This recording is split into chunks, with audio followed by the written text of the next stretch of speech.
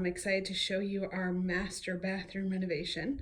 As you can see here, we have a barn door that allowed us to get a lot more room out of the master bath. And here it is. We were able to add the double sinks, glass enclosed shower, which really opens up the space.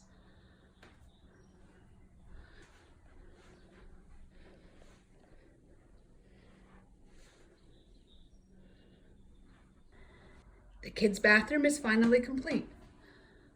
We replaced the fixtures, the vanity, no more floor to wall to ceiling tile. Added new fixtures.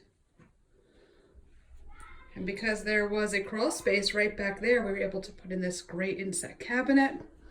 We added this shelving and toilet paper holder to maximize our storage.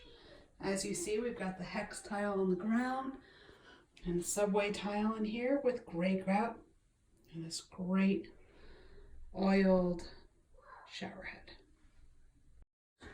We're super excited to be here and super excited about our renovation.